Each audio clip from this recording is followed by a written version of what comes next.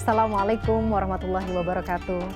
Pemirsa gapai kemuliaan yang dirahmati Allah, semoga kita senantiasa sehat dan selalu Allah mudahkan kita dalam menuntut ilmu. Amin ya rabbal alamin.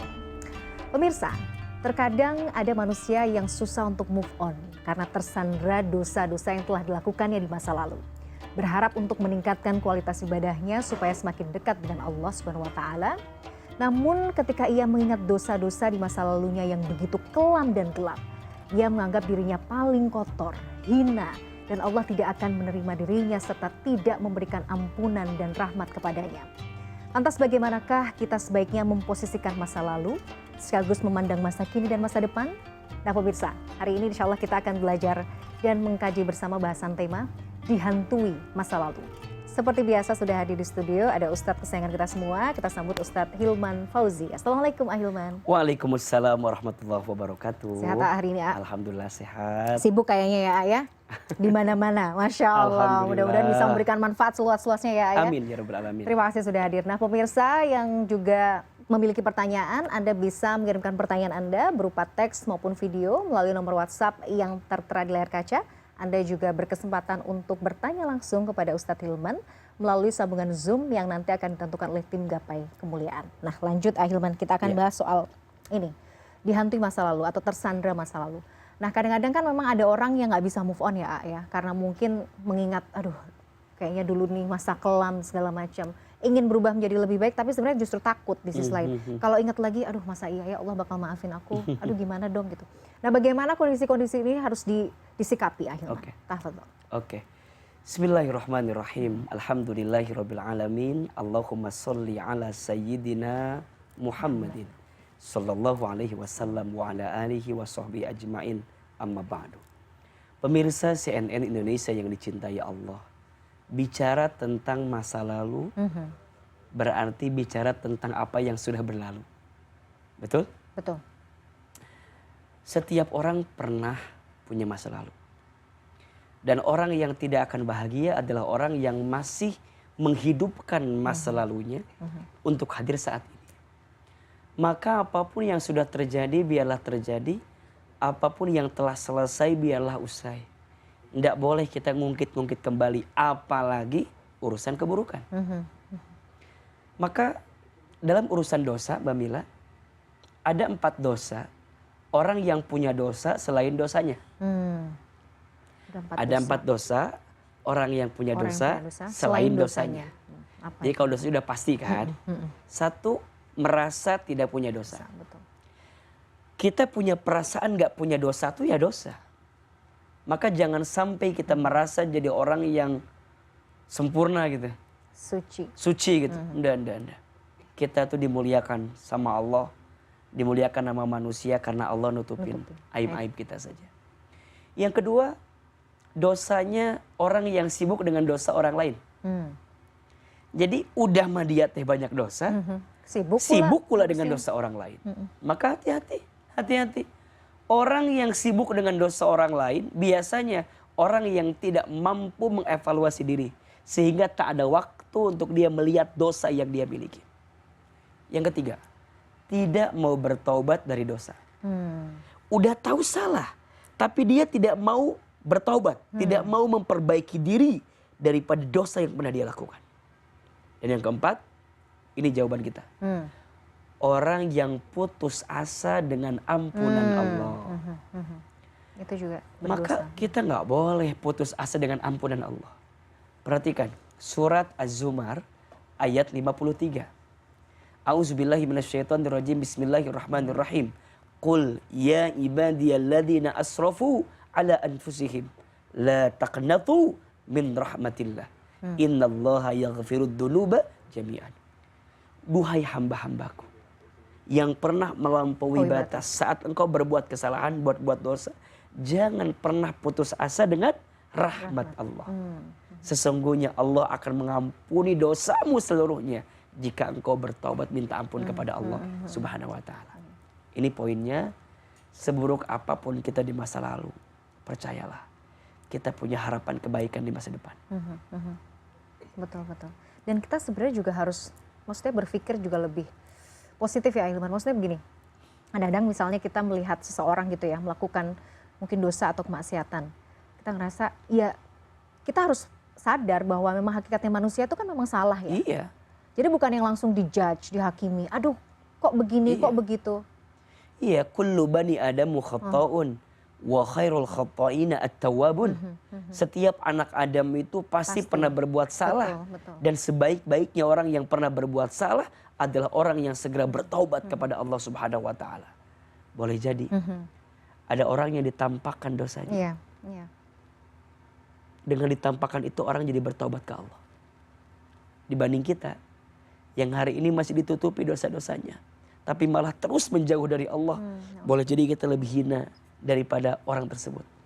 Makanya Allah itu lebih mencintai tangisan orang yang banyak dosa kemudian dia bertobat daripada orang yang tertawa karena amal soleh sombong yang dia lakukan.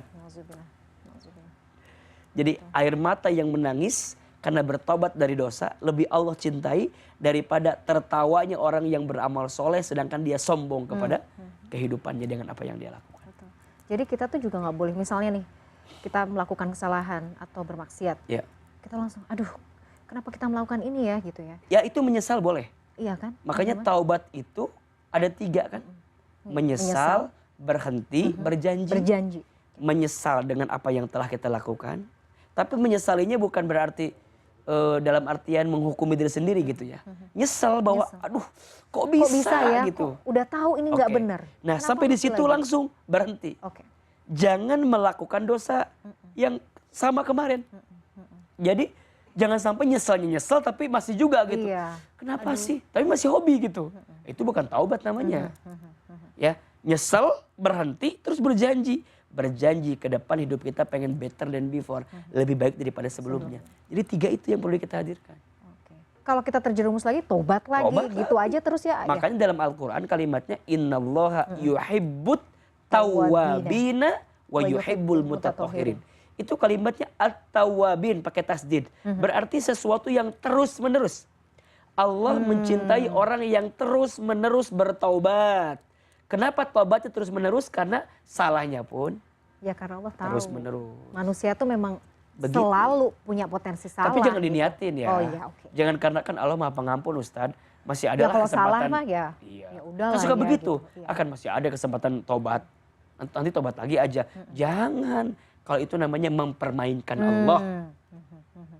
Jadi kalau kamu dikasih kesempatan bertobat, bismillah. Berhenti, jangan berbuat dosa lagi. Makanya sholat kita itu Babila, setiap kita sholat itu menghapuskan dosa-dosa. Jadi kalau Babila dari subuh sholat sampai ke zuhur, nah waktu itu Babila bikin dosa nih. Maka saat sholat zuhur Babila diampuni dosanya. Bunda Mila. Jadi dari zuhur bikin sholat nih, bikin dosa, asal sholat diampuni. Nah tapi jangan bilang begini, kan masih ada sholat maghrib. Kita dosa aja dulu. Jangan. Maghribnya masih ada, tapi kamunya masih ada apa belum enggak? tentu ya. Kadang-kadang apalagi kalau sudah ibu-ibu kumpul kadang udah ngomongin A, B, C, D, suka kadang-kadang ya tahu itu tuh salah kadang-kadang ya. Tapi kadang lanjut gitu. Nah itu yang nggak boleh juga ya. Direm. Pasti bisa insya Allah ya akhirnya. Kita harus sudah dulu Ahilman. Pemirsa jangan kemana-mana, Gapai Kemuliaan masih akan kembali sesaat lagi.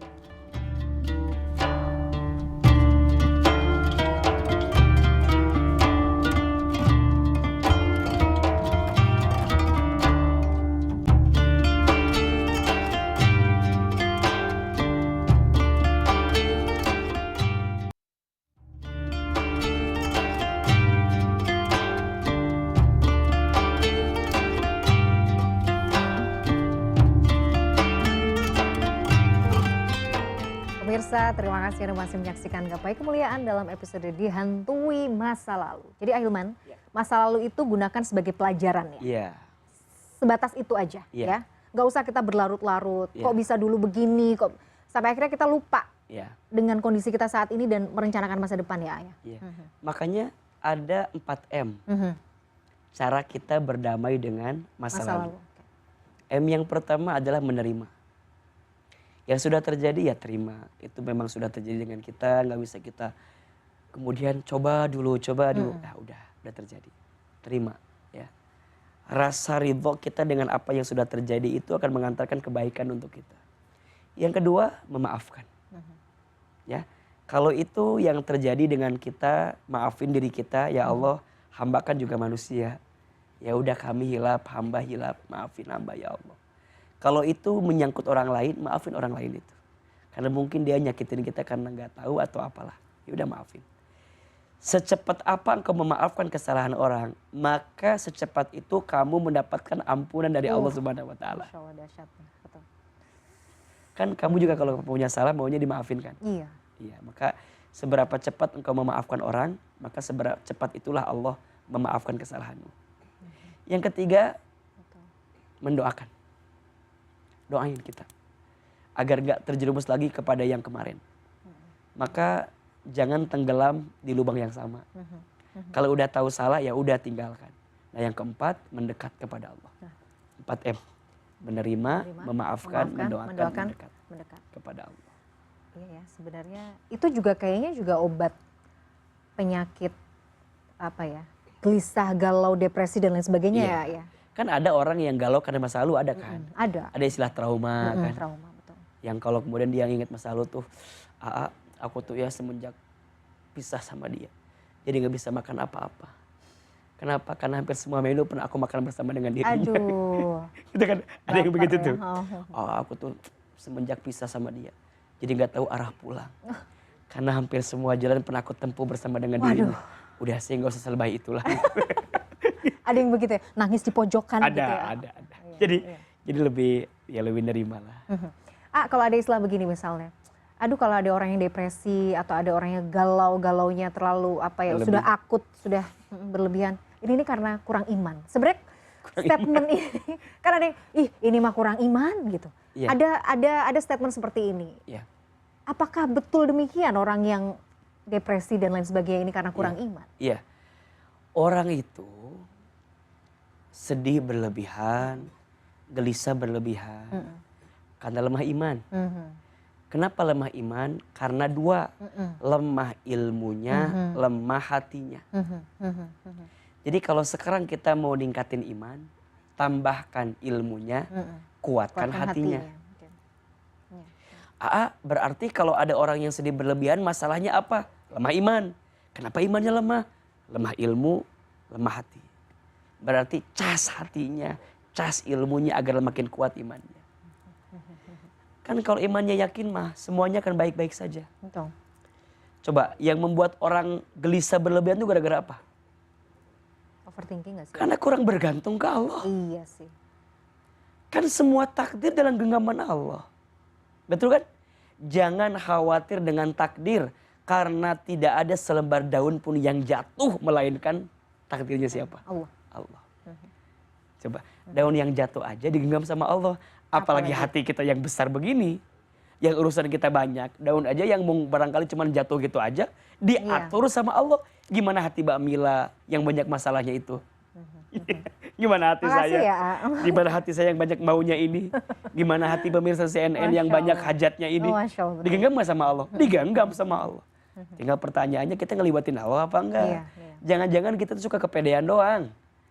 Hanya mengedepankan pedenya kemampuan kita tanpa kita melibatkan Allah. Padahal ingat, masalah itu jadi berat. Bukan karena masalahnya. Masalah itu jadi berat karena kita tidak melibatkan Allah untuk hadir di masalah kita. Jadi intinya kalau sedih, kalau galau, kalau gelisah, ya sudah terima saja. Kan itu bagian dari emosi kita sebagai manusia kan. Betul. Tapi ya kita tahu, kita tuh punya Allah. Jangan sampai itu kemudian menghapuskan harapan kita gitu ya. Makanya bilang begini, sedih itu boleh gak sih? Boleh. Kecewa boleh? Boleh dong. Boleh. Yang tidak boleh berlebihan dalam kesedihan. Yang tidak boleh berlebihan dalam kekecewaan. Kenapa? Kalau unsurnya berlebihan, nanti lihat. Ruang hati ini penuh dengan kekecewaan. Sehingga tidak disiapkan untuk ruang iman kita kepada Allah. Kan yang setan mau itu. Setan tuh mau saat kita lagi sedih, kitanya jadi stres, lupa sama Allah. Dan na'udzubillah, makin terpuruk, ajal menjemput, kita wafat dalam keadaan lupa kepada Allah Subhanahu wa taala.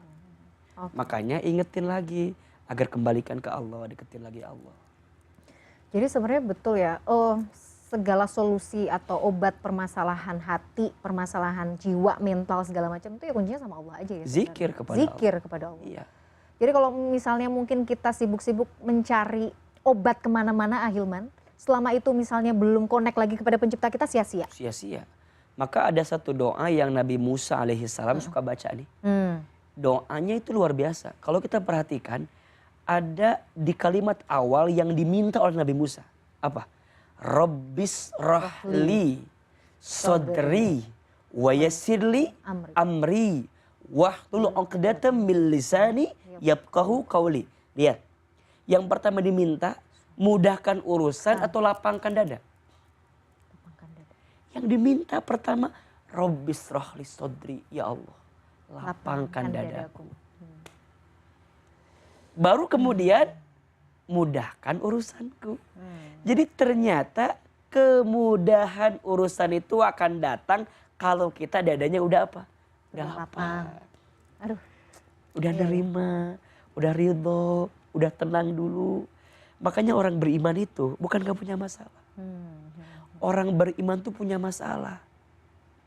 Tapi orang beriman dikasih tenang sama Allah ketika dikasih masalah. Itulah yang membedakan kita ya. Itu yang membedakan.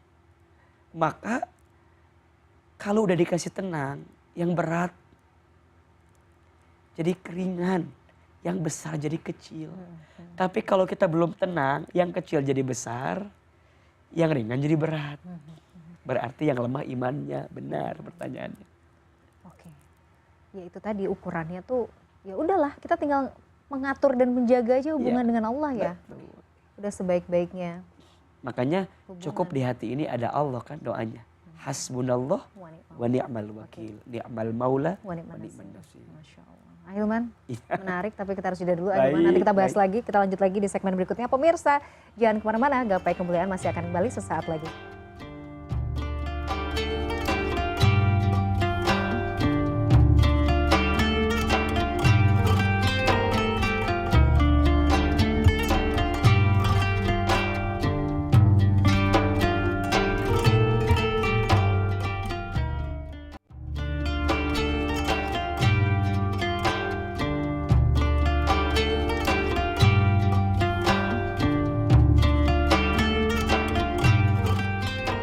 Pemirsa, terima kasih Anda masih menyaksikan Gapai Kemuliaan dalam episode Dihantui Masa Lalu. Ahilman, kalau ada kemudian orang yang itu tadi Ahilman sempat singgung di segmen sebelumnya, orang tuh trauma gitu, nggak bisa move on. Yang traumanya tuh sangat mendalam dan itu kan banyak ya yang kemudian pasti mengalami ini dan mengatakan bahwa, aduh, gue pengen deh melupakan masa lalu gue. Terlalu jahat, terlalu sakit misalnya, terlalu kelam. Nah, bagaimana seharusnya kita tuh memandang, boleh nggak kita sebenarnya melupakan masa lalu itu? Boleh lah, cuman kan barangkali butuh waktu ya, butuh proses. Maka step pertamanya, kalau susah melupakan, cukup memaafkan dulu. Ya, nanti pelan-pelan kita akan bisa melupakan. Karena kalau kita dipaksa untuk melupakan langsung, itu berat. Yang ada bukan lupa, yang ada apa? Makin ingat. Mbak Mila berusaha melupakan, yang ada bukan lupa tapi apa? Makin ingat. Jadi memaafkan. Nah, sering Ahilman bahas ini. Apa bedanya AA melupakan dengan memaafkan? Beda. Kalau memaafkan itu membersihkan hatimu agar tidak membenci keadaan dalam hidupmu. Kalau melupakan membersihkan pikiranmu agar tidak ingat kepada sesuatu yang hadir di hidupmu. Beda kan? Memaafkan adanya di hati, melupakan di pikiran. Memaafkan tentang kebersihan hati, melupakan tentang kebersihan pikiran kita. Agak beda. Maka memaafkan itu tidak merubah masa lalu. Tapi memaafkan mencerahkan masa depan. Masya Allah. Nah ini. Betul, memaafkan, iya kan? mencerahkan masa depan. Tidak merubah masa lalu, udah terjadi kan. Tapi mencerahkan masa depan. Maka proses untuk melupakan, kalau dalam agama kita namanya mengikhlaskan. Iya, mengikhlaskan. Maka tahapannya memaafkan, mendoakan, mengikhlaskan. Kalau ada yang menyakitimu, maafkan, doakan, ikhlaskan. Dan itu yang Nabi lakukan. Ketika Nabi diperlakukan oleh orang Taif dengan sesuatu yang tidak baik, Nabi yang pertama apa? Maafin. Udah maafin, doain. Udah doain, ikhlasin. Sampai pada akhirnya orang Taif, keturunannya mengikuti Nabi SAW. Masya Allah. Dengan ikhlas itu artinya melepaskan tadi ya. Nah, Ya melepaskan aja sampai biarkan Allah yang membuat skenario menghilangkan itu di kita. Kalau kita mah nggak kuat kayaknya nggak bisa. Betul. Sebenarnya ketika kita sudah ikhlas tuh mungkin ya Allah akan meringankan dan siapa tahu memang kita udah nggak inget lagi gitu loh. Dan nanti udah nggak ribet lagi caranya Allah isi ruang memaafkan kita itu dengan ruang-ruang yang lain. Allah kasih kesibukan yang lain. Allah kasih orang lain yang bisa lebih membahagiakan kamu daripada orang yang nyakitin kamu. Gitu. Nah, sisi itu nggak akan datang dulu kalau kita belum bisa memaafkan. Betul. Iya ya. Jadi harus maafin dulu, doain, ikhlasin. Baru nanti Allah kirimkan caranya Allah gitu. Ya buat Allah dengan mudah menanamkan cinta di hatimu, bagi Allah juga gampang menghilangkan cinta itu di hatimu. Betul. Prosesnya sebenarnya lama atau sebentarnya juga tergantung kita ya. Kita mau mengubur itu sekian kapan gitu, mau sampai kapan. Makanya kalau misalnya aku pengen hapus kontaknya, pengen blok sosmednya, boleh nggak? Boleh. Jika itu membuatmu lebih bersih hati gitu. Jadi dengan menjaga jarak itu bisa membuatmu lebih baik, ya udah nggak apa-apa. Bukan berarti kamu mutus silaturahim, bukan. Tapi kamu sedang berdamai dengan apa yang terjadi di masa lalu. Makanya kalau kita pernah maksiat dulu tuh, kenangan-kenangan itu ya dihapus aja. Baju-baju kita yang kurang pantas itu hilang. Betul. Kebiasaan besti kita dulu yang itu mungkin harus agak jauh, nggak apa-apa. Gitu. Ya nggak apa-apa. Dan pilihan itu ada di kita loh. Ada di kita. Dan itu untuk menguatkan kita. Karena ada orang yang berbuat buruk bukan karena maunya dia saja. Karena pelingkungan dia juga yang mendukung dia berbuat buruk. Makanya satu kali ada seorang pemuda yang nanya sama gurunya, wahai guru, bagaimana cara aku melepaskan kebiasaan mabuk aku? Kata gurunya, kamu harus tahu apa siksaan bagi orang yang mabuk. Kemudian dia pelajari, tapi tetap aja dia mabuk. Kata gurunya, kamu pindah dari tempat kamu yang sekarang. Karena yang membuatmu mabuk bukan hanya kemauan kamu, tapi lingkunganmu yang membentuk kamu jadi pemabuk seperti ini. Berarti kadang kita harus pergi, meninggalkan semuanya dulu, sampai Allah menggantikan dengan lebih baik. Masya Allah. Ahilman, ini saya jadi ingin bercerita juga ya pengalaman seorang teman. Maksudnya dia berada dalam lingkungan yang sebenarnya dia tahu itu toksik misalnya, entah pertemanan atau mungkin relation dengan yang lain gitu ya. Dia tahu toksik gitu. Tapi dia tidak bisa selalu mengeluh. Kenapa begini, kok si ini begini, kok ini. Sudah tahu sebenarnya. Tapi tidak mau lepas. Iya. Itu kenapa ya? Ya kenapa? Gitu. Padahal maksudnya sebenarnya ya dirimu tahu itu tidak sehat lingkungannya. Biasanya tapi nggak mau lepas. Karena ketakutan yang berlebihan. Betul. Dia takut kalau aku ninggalin circle ini, nanti aku nggak punya teman lagi. Padahal mohon maaf ya, ketika kita meninggalkan sesuatu karena Allah, maka Allah akan gantikan dengan sesuatu yang lebih baik. Maka jangan takut, misalnya mohon maaf ya, kita punya pekerjaan. Pekerjaan itu kita rasa memang ada yang haram di sini, ada yang nggak bagus di sini, ada yang nggak baik di sini. Ayo, kalau kita meyakini itu nggak baik, tinggalkan. Jangan takut. Rezeki itu tidak digenggam oleh pekerjaanmu, tapi rezeki itu digenggam oleh Allah Subhanahu Wa Taala. Gaji memang digenggam oleh pekerjaanmu, tapi rezeki tidak. Maka jangan khawatir kehilangan rezeki, karena Allah akan gantikan dengan lebih baik selama kamu berusaha setelah kamu meyakini bahwa itu tidak baik itu. Oke, jadi kalau misalnya mungkin ada teman yang curhat seperti itu, kita mengingatkan ya. Ingatin. Masalah kemudian dia mau lepas atau dia mau seperti apa, ya itu sudah serahkan. Iya. Intinya jangan pernah takut kehilangan sesuatu karena Allah.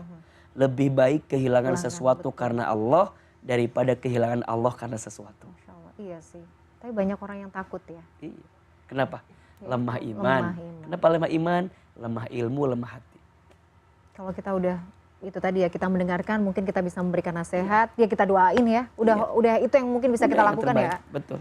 Oke, Ahilman, terakhir maksudnya tadi ya sudah ya, kita harus berdamai juga dengan masa lalu, memaafkan, kemudian mengikhlaskan. Kini dan nanti ini harus seperti apa? Kita harus punya dan nanti. Kondisi kini dan nanti itu kita harus ngeset seperti apa? Jangan khawatir dengan masa lalu, jangan cemas dengan masa depan. Jalanilah hari ini apa yang kamu ingin lakukan. Selama kamu berjalan di jalan kebaikan, pasti akan ada ujian yang datang menghadang. Terus gimana? Bergantung sama Allah. Berjalan di jalan Allah. Maka Allah akan hantarkan kebaikan untuk kamu. Jangan takut dengan yang sudah terjadi, karena udah terjadi. Jangan cemas dengan masa depan karena belum tentu terjadi. Nikmati aja hari ini. Karena kita sedang hidup di hari ini. Banyak orang yang tidak bahagia hari ini karena apa? Karena masih menghidupkan masa lalunya dan sudah mencemaskan masa depannya. Padahal dia belum tentu juga hidup di masa depan. So, belajar lebih dekat sama Allah. Senanglah sekedarnya, sedihlah sewajarnya. Karena pada akhirnya semua akan kembali kepada Allah Subhanahu wa taala. Iya, Ahilman, tapi kadang ya gini ya, udah kita dibebani masa lalu, takut masa depan. Ini model manusia yang kayak gimana ya? Kayaknya kok suram betul gitu ya. Iya, balik lagi bahwa kita punya target dalam hidup. Target ya. Makanya penting di awal tuh kita tahu akar hidup tuh harusnya. Tujuan hidup kita, tugas hidup, fungsi hidup, jalan hidup, harus tahu tuh. Tujuan hidup, ridho Allah. Tugas hidup, ibadah kepada Allah. Fungsi hidup sebagai hamba dan khalifah di hadapan Allah. Jalan hidup syariat Islam. Imam hidup Nabi Muhammad SAW. Agenda hidup dakwah. Jadi semuanya tuh perlu dituliskan. Nah, udah berapa tahun kita hidup? Iya. Udah tahu belum? Mau kemana kita? Mau ngapain kita hidup? Ini ternyata penting untuk kita hadirkan dalam hidup kita. Kalau sampai sedewasa ini kita juga masih belum tahu ya. Itu yang bikin kita rapuh. Oke, gampang. Gampang lelah, gampang lemah, gampang gelisah, gampang kecewa. Jadi kalau sekarang makin kesini, penyakit mental gitu ya, atau gangguan kejiwaan itu mungkin case-nya makin banyak terjadi itu sebenarnya juga dari situ ya? Dari akar. Dari akarnya dari akar hidup yang kita belum tentukan dari awal. Makanya dari awal ajarkan, cari akar-akar yang kemudian membuat kita jadi lebih tajam menghujam ke bawah. Gitu. Untuk apa sih kita hidup? Apa sih tugasnya? Apa fungsinya? Apa agendanya? Itu perlu. Dan ini yang selalu Ahilman tanamkan juga di hati Ahilman. Jadi kalau kita goyah dikit, dihina dikit, diuji dikit, balik lagi ke awal. Memang ini tujuannya kok. Itu. Udahlah ya. Itu lebih kuat biasanya. Oke. Apalagi sekarang ya tuntutan gitu kan. Serangan sana sini tuh banyak sekali ya. Iya. Rentan banget loh kalau kita nggak kuat iman tuh ya. Betul. Kembali lagi pegangannya sama Allah. Sudah selesai. Ahilman, ya. Masya Allah. Luar biasa kajian kita pagi hari ini. Terima kasih atas ilmunya. Semoga menjadi pencerahan dan manfaat bagi kita semua. Insya Allah nanti kita ketemu lagi ya Ahilman ya untuk membahas tema-tema lain yang juga tidak kalah bermanfaat. Pemirsa tidak terasa, usai sudah perjumpaan kita hari ini dalam program Gapai Kemuliaan. Semoga tausiah kali ini bisa menambah hasanah ilmu agama kita, menjadikan yang bermanfaat dan yang paling utama, menambah ketaatan kita kepada Allah Azza wa Jalla. Saya Mladia Rahman dan juga Ustadz Hilman Fauzi pamit. Terima kasih atas perhatian Anda. Insya Allah kita akan jumpa lagi pada episode berikutnya. Wabillahi taufiq wal hidayah. Wassalamualaikum warahmatullahi wabarakatuh. Waalaikumsalam.